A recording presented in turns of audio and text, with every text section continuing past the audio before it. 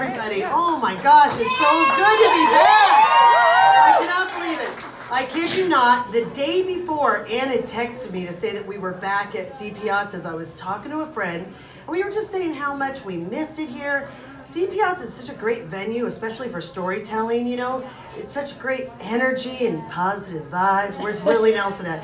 Anyway, but it's also a very intimate, you know, place as well. Not so much like, why don't you come back to my place after the show and we'll see where this night leads us. Kind of intimate, but then again, it's been a long 2 years, so let's not shut the door on that quite yet.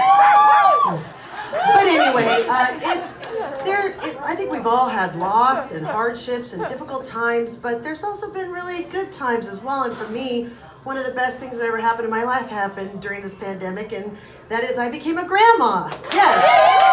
So my eldest son and his wife had their first child, baby James, and he is, oh my gosh, you guys, he's everything. He is so cute, and he's so soft, and he smells so good. And I'm like Buddy the Elf, you know, I'm in love, and I don't care who knows it.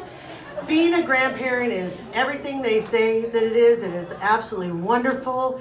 And it's also, might I add, extremely terrifying. And that's because, you know, when you have your own baby, you're going to do everything you can to keep that child safe. At least the first or the second. By the time you get to the third, you're like, survival of the fittest, kid. Best of luck to you. I can say that because I'm a third. Anybody else, third borns and above? We are nothing but if not resilient and adaptive, right? Anyway, as a parent, you can do all these things, but logically, you know, somewhere down the line, there's going to be a bump or a bruise, maybe even a broken bone. And if and when that happens, you know who you have to answer to? You. Well, gather around, children, because if you have your grandchild and something happens on your watch, you know who you have to answer to? The parents, your kid. That's a hard pass for me. I do not wish to sign up for that subscription. So then I have all this pressure on me that I have to return this child in the exact same condition in which I received him hours and hours earlier.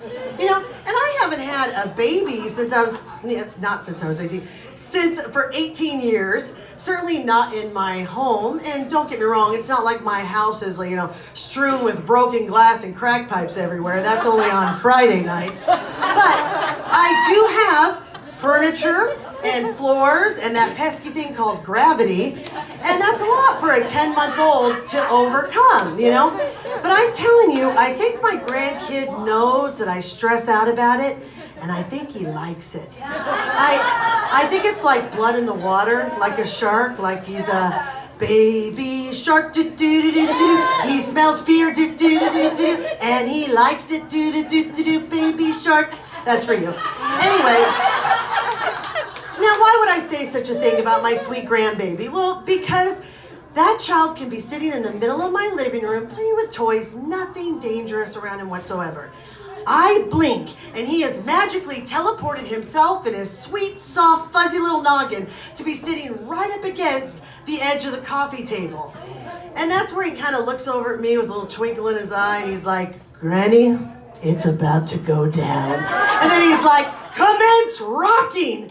And I'm like, holy crap. So I gotta leap across the living room, and I'm like playing Fruit Ninja in between his melon and the table so that he doesn't crack it open, you know? And I'm like, dear gosh, this is exhausting. And you know, I'm no rookie at this. I've had 3 kids.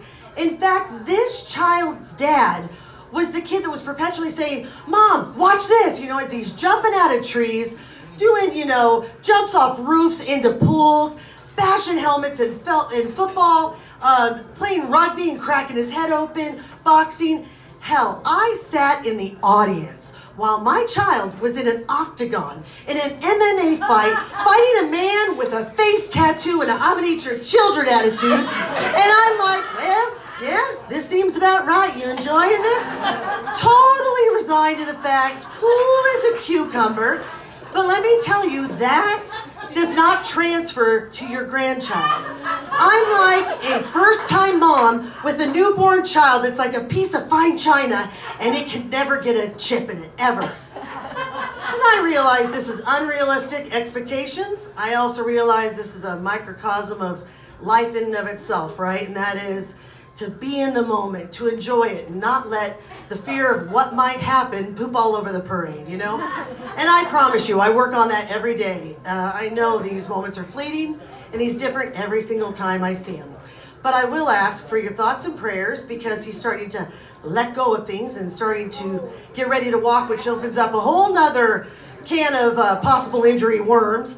And also, if you do feel so moved, I'd invite you to donate to the Nancy English Fletcher Grandchild Bubble Wrap Fund. I know that's a long name for a charity, but it is popping. And that's all I got. Thank you, Nancy. Stay up here. I'm going to bring up